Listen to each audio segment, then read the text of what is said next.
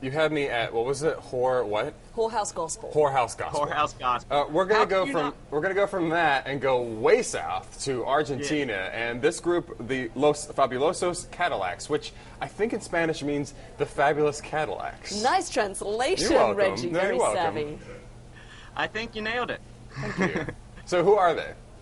They're an Argentinian group, and they're huge. These guys are world-renowned pretty much everywhere. They're actually notable because they're one of the first South American bands that went beyond blowing up in just Argentina and blew up all across Latin America. And really, like, my sources are telling me it's fair to call these guys the patron saints of Latin rock and roll. They're a band you really should have known about a long time ago, but they're back at it again, so you've got a great chance to get in. Yeah, looking at this list of people they've recorded with, it's pretty inspiring.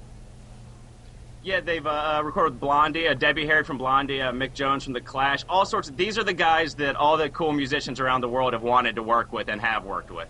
Now on, Peter, let's take a listen.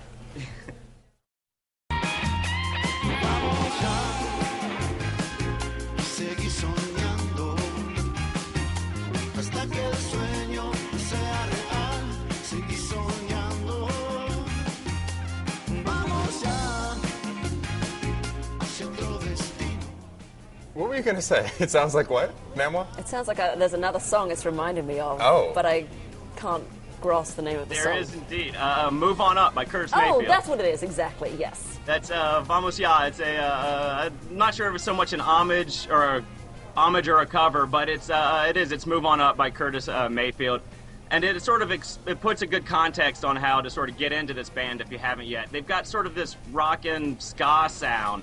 But they came about like in the 80s, the mid 80s, and that's when sort of new wave was getting into the sort of ska and island influence stuff.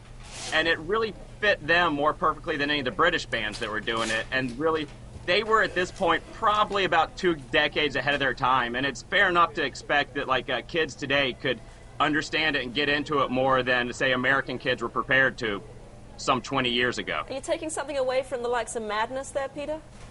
Yeah, no, I'm not. I'm not taking anything away from Madness. But anyone, if you're a fan of that and you love it, like this is another...